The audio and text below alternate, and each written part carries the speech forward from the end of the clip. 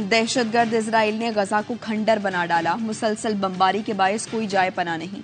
गजा के बासी मलबे तले दबे जख्मियों को निकालने में मसरूफ। बिजली ना होने पर टॉर्च जलाकर लोगों को निकालते और अस्पताल पहुंचाते रहे। अस्पताल लाए गए बच्चे को बचाने के बाद मेडिकल टीम का रुकन उसे बहलाता रहा और अपने आंसू मुश्किल से रोकता रहा। खान यूनिस में 11 साला बच्ची को तबाहशुदा इमारत से 23 घंटे बाद जिंदा निकाल लिया गया।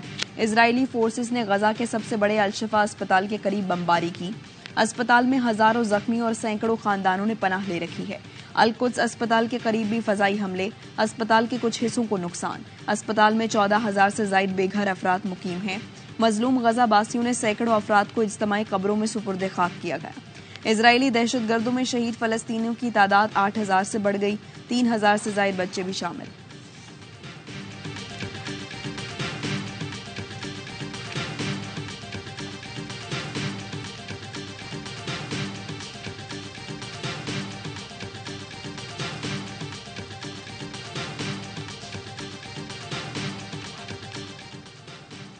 गजा पर इस्राएली फौज का 3 तरफा जमीनी हमला नाकाम। गजा पर जमीनी यलगार इस्राएली फौज के गले पड़ गई। हमास के हाथों इस्राएल को भारी नुकसान का सामना। अल-कसाम ब्रिगेड ने इस्राएली फौजी गाड़ी को निशाना बनाया। हमास के रॉकेट ने इस्राएली गाड़ी के परखचे उड़ा दिए। हमलों में मुतअद्दिद इस्राएली फौजी मारे गए।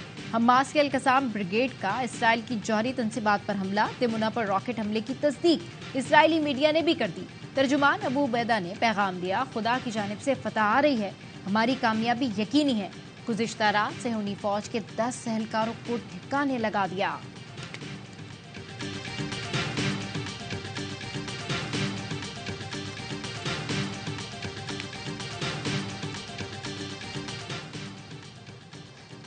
नेतन्याहू एक कैंसर है, अमन के लिए इसको निकालना होगा। इस्राएली शहरी अपनी हुकूमत के खिलाफ खड़े हो गए। इसराइल में अवाम के मुजाहरों में शिद्दत आ गई। मासूम फलस्तीनी शहरियों और बच्चों का कत्लेआम इस्राएली अवाम की बर्दाश्त से भी बाहर हो गया। मुख्तलिफ शहरों में आए रोज मुजाहरे। हमास की कामयाबियों पर इस्राएली बौखलाहट का शिकार। इस्राएली वज़ीर-ए-आज़म और फौज में इख्तिलाफात खुलकर सामने आ गए। नेतन्याहू ने सोशल मीडिया बयान में हमास की कामयाब कार्रवाई पर अपनी फौज और इंटेलिजेंस को मुर्द इल्जाम ठहरा दिया। कहा, हमास कैसे इतनी बड़ी कार्रवाई करने में कामयाब हो गई। फौज के दबाव और शदीद तनकीद के बाद नेतन्याहू ने मुतनाज़ ट्वीट डिलीट कर दिया, मुआफी भी मांग ली।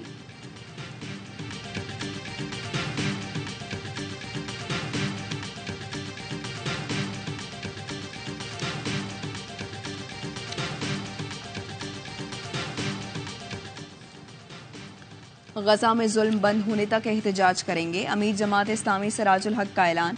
कहा, इजराइल के हाथों 2.5 लाख से ज्यादा फलस्तीन शहीद हो चुके। दुनिया के हुक्मरानों ने इस जुल्म पर आंखें बंद की हुई हैं। इजरायली बर्बरियत के खिलाफ इस्लामाबाद में जमात इस्लामी का गजा मार्च। आपपारा चौक से फैजाबाद चौक तक रैली। हमास रहनुमा इस्माइल हनिया का पैगाम सुनाया गया। 19 नवंबर को लाहौर में मिलियन मार्च होगा। डी चौक पर MWM की रैली। राजा नासिर अब्बास ने कहा, गजा वालों ने इजराइल का गुरूर खाक में मिला दिया, हम फलस्तीनियों के साथ हैं। कराची प्रेस क्लब पर भी एहतजाज। मुजाहिरीन ने पूरी मुस्लिम उम्मा को एक पेज पर आकर इजराइल के खिलाफ आवाज उठाने का मुतालबा किया। लाहौर में काफ लीग ने फलस्तीनियों के हक में रैली निकाली।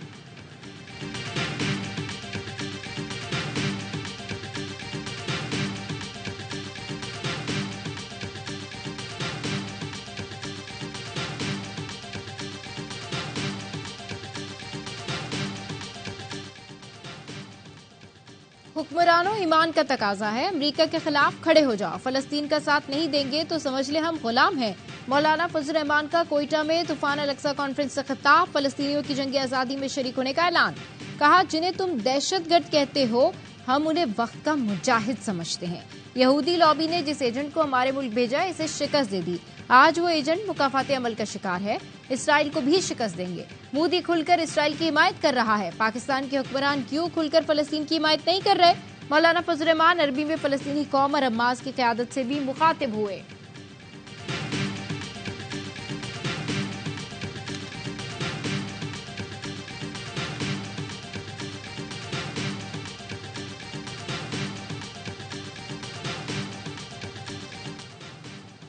फलस्तीनियों की नस्ल कुशी के खिलाफ दुनिया भर में एहतजाज। बैरूत में हजारों अफराद फलस्तीनियों से इजहार यकजहती के लिए निकले। इजराइल के खिलाफ नारेबाजी, जंगबंदी का मुतालबा। मैड्रिड में भी फलस्तीनियों से इजहार यकजहती। सैन फ्रांसिस्को में ज्यूश फॉर पीस नामी तंजीम की रैली, फलस्तीनियों की नस्लकुशी रोकने का मुतालबा। न्यूयॉर्क में हजारों अफराद ने रैली निकाली, ब्रुकलेन के पुल पर फलस्तीनी परचम लहरा दिए गए।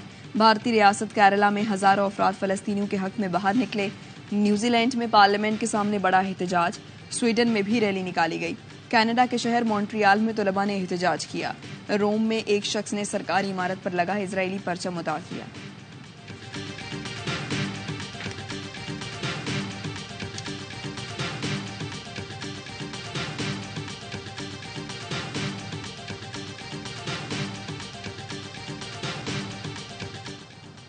मौलाना तारिक जमील के साहबजादे आसिम जमील जाँ बहक। आरपीओ मुल्तान कहते हैं आसिम जमील ने खुद को गोली मारी। सीसीटीवी में उनको खुद को गोली मारते देखा जाता। वाकये के वक्त आसिम जमील जिम में एक्सरसाइज कर रहे थे। जराये के मुताबिक आसिम जमील कुछ अरसे से डिप्रेशन का शिकार थे। मौलाना तारिक जमील ने ट्वीट किया, इस हादसाती मौत ने माहौल सोगवार कर दिया। निगरान वजीर आजम का मौलाना तारिक जमील के बेटे की वफात पर इजहार अफसोस। मरहूम के दर्जात की बुलंदी और सोगवारान के लिए सब्र की दुआ।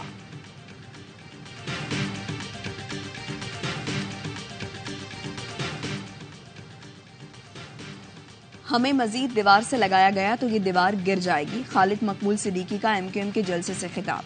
कहा, हम अपने हिस्से की आज़ादी अपने हिस्से का पाकिस्तान कांधों पर उठाकर लाए थे। कोई धरती माँ है तो वो पाकिस्तान है, सूबे धरती माँ नहीं हो सकते।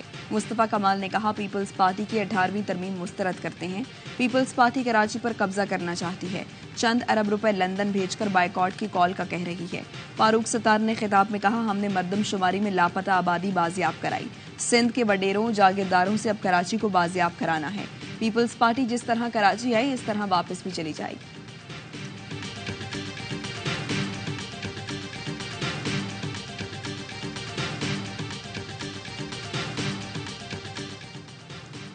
कराची का सबसे बड़ा गैर कानूनी हाइड्रेंट पकड़ा गया। हाइड्रेंट से निकलने वाली लंबी सुरंग भी पकड़ी गई। वाटर एंड सीवरेज कॉर्पोरेशन का खुफिया operation. Water and sewerage corporation के चेयरमैन सैयद सलाउद्दीन कहते हैं, घारों से आने वाली लाइन से चोरी की गई। गैर कानूनी हाइड्रेंट से 10 मिलियन गैलन पानी 350 से ज्यादा टैंकर्स के जरिए चोरी हो रहा था।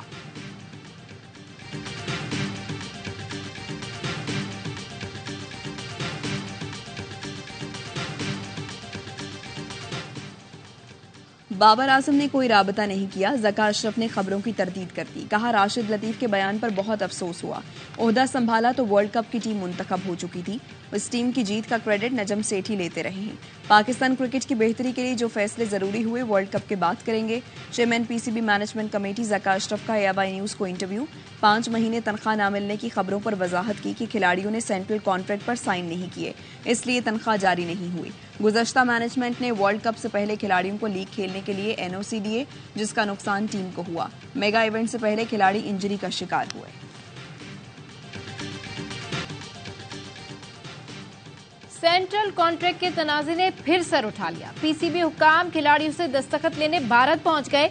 जराये के मुताबिक खिलाड़ियों को सेंट्रल कॉन्ट्रैक्ट की कॉपियां दे दी गई। वर्ल्ड कप के लिए टीम की रवानगी से कबल बोर्ड ने मामलात हल होने की तस्दीक की थी। सोशल मीडिया पर सब कुछ अच्छा नहीं की अफवाहें ज़ेरे गर्दिश। कप्तान की तब्दीली की खबर जंगल की आग की तरह फैल गई।